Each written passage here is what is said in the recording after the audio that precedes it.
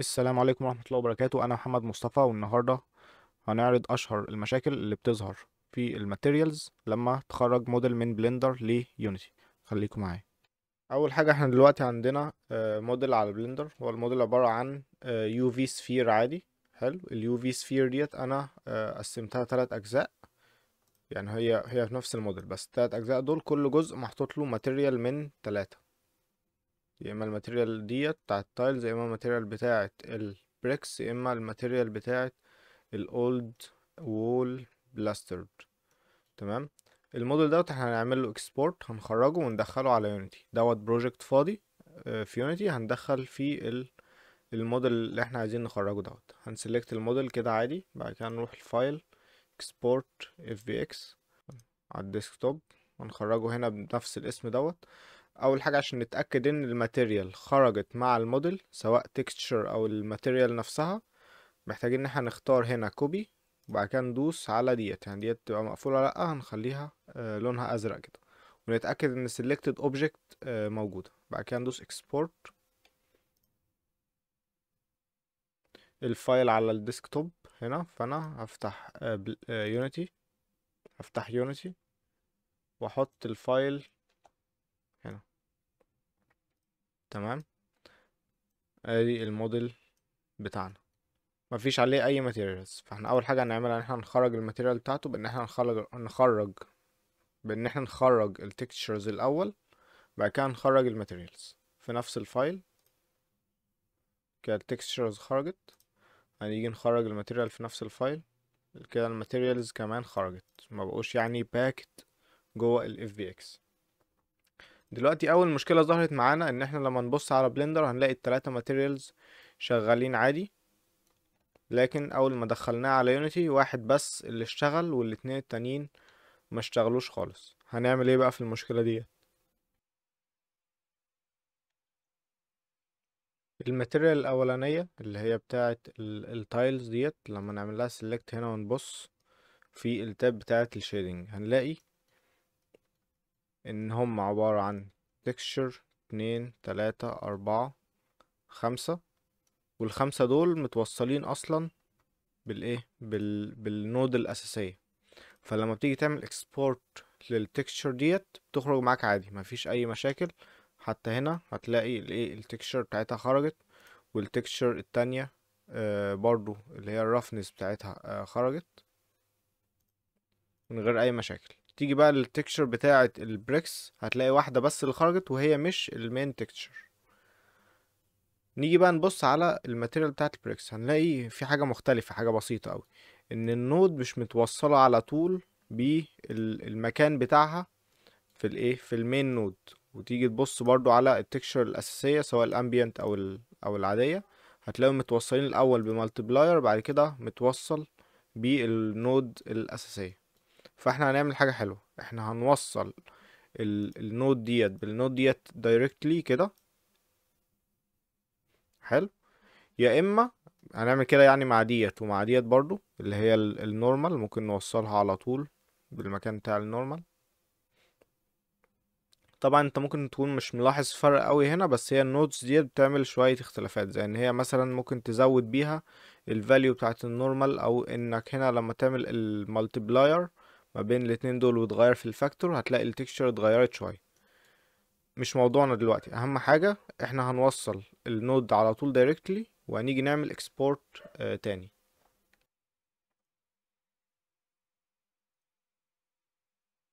برضه نتأكد ان احنا عاملين كوبي وعاملين سيلكتد. حلو. وهن اكسبورت، ندخل على يونيتي، ممكن نمسح ديت خلاص، ممكن نمسح ديت برضو، ممكن تمسحهمش يعني عادي، بس ايه الأحسن ان انت ايه تمسحهم.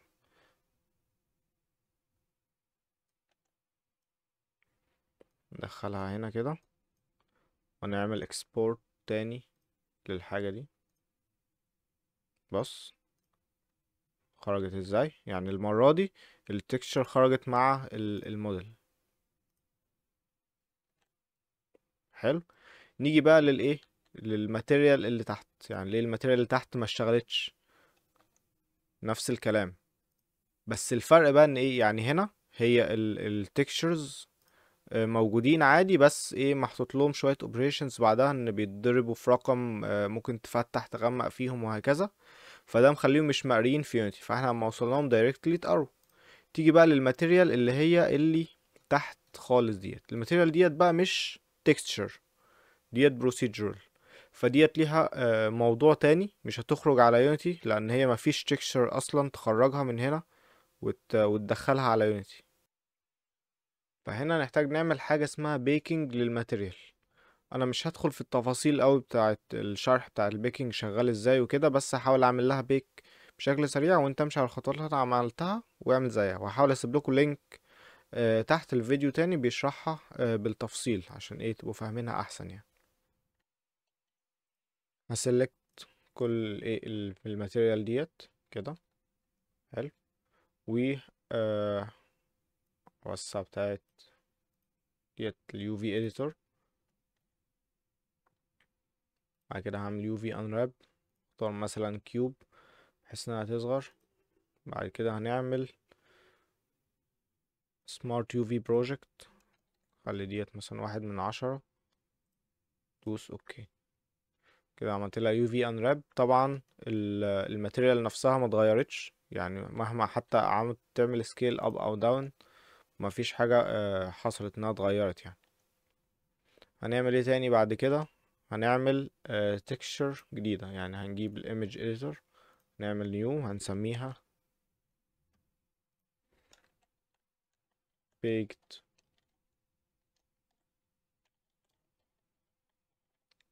texture. ممكن نغير في الكواليتي براحتنا، ممكن نخليها 1024، ممكن نخليها 2048، بس بما انه موديل صغير هنخليها 1024 عشان المساحة. بس كده بقى عندنا صورة جديدة. الصورة ديت هي اللي احنا هنبيك عليها التكستشر ديت. حلو. عشان نبيك بقى هنعمل ايه؟ اول حاجة هنيجي هنا هنعمل add في الانبوت، هنختار هنا في التكستشر قصدي image texture اهي، وهنسلكت اللي احنا لسه عاملينها اللي هي اسمها baked texture. حلو اهي. لازم نكون عاملين لها select هنا. هنا بقى نكون فاتحين التاب بتاعة مش اليو في بقى، نتأكد ان احنا فاتحين التاب بتاعة الايمج اديتور. هنيجي بعد كده هنا هنختار تاني واحدة بدل ايفي هنخليها سايكلز. ليه سايكلز؟ عشان المفروض ان في هنا تاب اسمها بيك مش موجودة في ايفي، فهنخليها سايكلز. هنلاقي التاب اللي اسمها بيك بقت موجودة. طبعا في لايتنج في الماب، فاحنا ايه بدل ما نفصله ممكن نفصله ممكن نشغله، بس هيغير الريزلت بتاع التكشر. فاحنا الاسهل ان احنا هنيجي هنا عند البيكنج ايه هنفصل الدايركت والاندايركت لايتنج عشان يبيك التكشر من غير اي لايتنج خالص، وفي نفس الوقت ما تبقاش مظلمه. احنا مثلا عايزين نبيك انهي تكشر؟ عايزين نبيك الايه البيز تكشر. فالبيز تكشر عشان نعملها بيكنج هنختار هنا حاجه اسمها ديفيوز. طب احنا حبينا مثلا نبيك النورمال بتاعها، بدل ما نختار ديفيوز هنختار النورمال اهي. حلو. احنا هنبيك الاول اللي هي هنبيك في الاول اللي هي الديفيوز اللي هي البيس ماتيريال، هنختار ديفيوز. طبعا نتأكد ان احنا عاملين سيلكت لديت، وهنا مختارين برضو نفس الصورة عشان ما يعملش بيك على تكستشر تانية. بعد كده هندوس بيك. اه حاجة تانية نسيت اقولها، كانسل. آه كل ما تقلل اللي هو الفاليوز ديت كل ما البيكنج هيبقى اسرع.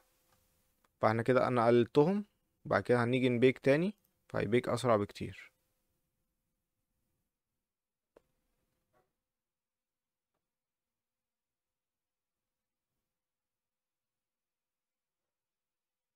تمام كده اتعمل لها بيكنج. يعني انا ممكن بدل ما متوصل كل النودز ديت او موصل بس اللي هي دي. تمام كده لما نيجي نعمل اكسبورت هتخرج معانا. طبعا دلوقتي هنعمل ايه بعد ما عملنا بيكنج للتكستشر؟ نحتاج ان احنا نسيفها. هنعمل سيف اس على الديسكتوب بيج تكستشر. انا خلاص سيفتها، انا بس ايه بفكركم انتوا كمان تسيفوها لانها ما بتتسيفش اوتوماتيك. تمام. بعد كده هنعمل ايه؟ محتاجين ان احنا نكسبورت نفس الاوبجكت تاني عشان احنا كنا عدلنا في اليو في، يعني اليو في بتاع دول يعني لو جبنا التاب بتاعت اليو في ما كانتش كده في الاول. في الاول كانت ايه، واخده المربع كله. فهنحتاج ان احنا نعمله اكسبورت من الاول. اكسبورت للسلكتد، مننساش دي تكون كوبي مع السلكتد. هنا بقى في يونيتي انا مسحت الاوبجكت، مسحته خالص عشان ندخله من الاول، مسحته بالماتيريالز بتاعته كلها اهوت. ندخله تاني، هن extract ال textures كلها هنا. حلو. وهن extract الماتيريال هنا برضه. تمام كده الاوبجكت اهوت خرج بنفس الايه الشكل اللي هنا. يعني احنا هنا حتى لو شلنا دي كده، دي هتبقى بشكل مختلف تماما. طبعا نفس الكلام ممكن تعمله مع مع النورمال، أو سواء حتى مع الرفنس. لو في ماتيريال تانية بروسيجرال فيها رفنس ممكن تعمل برضو نفس الكلام ده معاها. بس خلي بالك عشان البيكنج ممكن يبقى فيه شوية مشاكل على حسب ايه انت شغال على انهي نسخة من بلندر، وعلى حسب انت مثلا عملت سيلكت ديت غلط، مغيرتش كويس في السيتنجز. يعني مثلا في السيتنج هنا ديت المسافة اللي انت عايزها تزيد في البيكنج عن اليو في. يعني اليو في ديت الحدود بتاعته مثلا، فانت ممكن تبيك بيكسل او 2 بيكسل زيادة حوالين الايه اليو في. فانت ممكن تمس في الموضوع دوت، تبوظ فيه شوية. مش هدخل في البيكنج قوي اكتر من كده، ممكن تشوفوا له توتوريالز تانية. بس وكده اول اوبجكت يعتبر خلاص خرج مظبوط. وبس لو حسيت انتوا استفدتوا من التوتوريال ديت وحابين توتوريالز اكتر عن اغلب المشاكل اللي بتظهر لما تيجي تحول من يونيتي لبلندر او من بلندر لانريل، اي حاجة من الحاجات ديت، اكتبولي في الكومنتات تحت. سلام.